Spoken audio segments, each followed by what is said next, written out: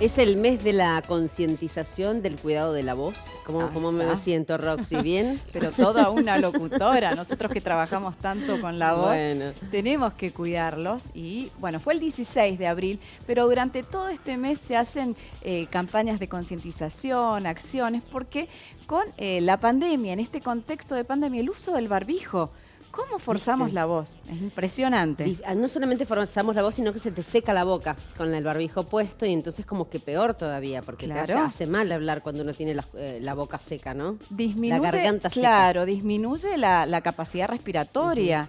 Inhalamos dióxido de carbono. Esto que decimos, necesitamos tomar más agua y se limita el sonido. Entonces forzamos más la voz. Entonces tenemos que tener muchos cuidados, mucho más cuidado que antes por el uso del barbijo, porque además esto trae aparejado distintas patologías.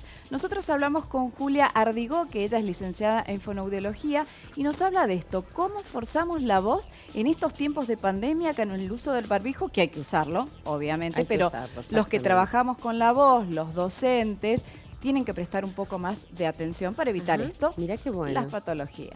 La escuchamos a esta excelente profesional. Claro que sí. La voz es importante sobre todo en esta época que estamos viviendo de pandemia, porque han habido muchos cambios que tienen que ver desde el uso del barbijo hasta cosas respiratorias, funcionales, como por ejemplo falta de aire, falta de posibilidad de articular correctamente.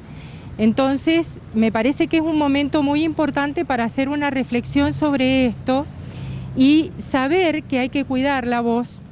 Y todo esto que nos está pasando, que tiene que ver justamente con estos cambios que hemos tenido.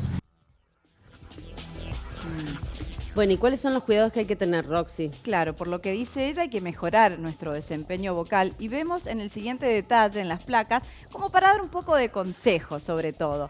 Hablar más pausadamente con esto del uso del barbijo, de manera clara y tomando tiempo para respirar. Es decir, que hay que tomarse su tiempo.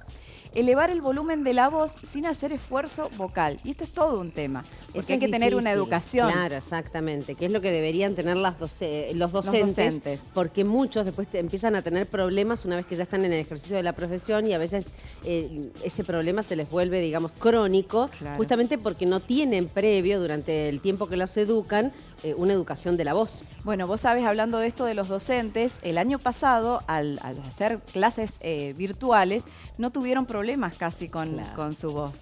No tienen que gritar, no tenían que elevar la voz. Totalmente. Bueno, entonces el año pasado fue distinto en ese sentido para los docentes. Evitar tensar el cuello y la garganta al expresarnos. Viste que muchas veces tenemos contracturas en el cuello y esto atenta contra el uso correcto de la voz. Y esto te lo digo por experiencia propia. A veces el dolor de cuello, el dolor en las cervicales, tiene que ver con el mal uso de la voz. En un momento me pasó y bueno, hice todos los ejercicios con una fonoaudióloga y a raíz de eso mejoré, digamos, mis dolores cervicales. Pero uno dice, ¿qué tiene que ver el dolor cervical? Tiene que ver muchísimo cuando uno fuerza la voz y está usando, digamos, parte del aparato fonador y no la totalidad. Claro, por las cuerdas vocales, hay que tener el cuello blandito.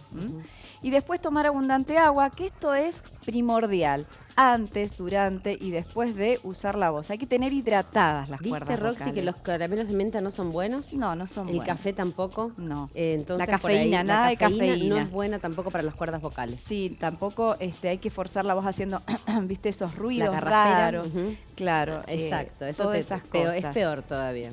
Totalmente. Bueno, cerramos con Julia, que nos habla qué sí se puede hacer para cuidar la voz y qué no se puede hacer. La escuchamos. Debemos consumir mucho líquido, hidratarnos mucho, sobre todo porque estamos trabajando y estamos hablando permanentemente con un barbijo que no nos permite oxigenarnos bien.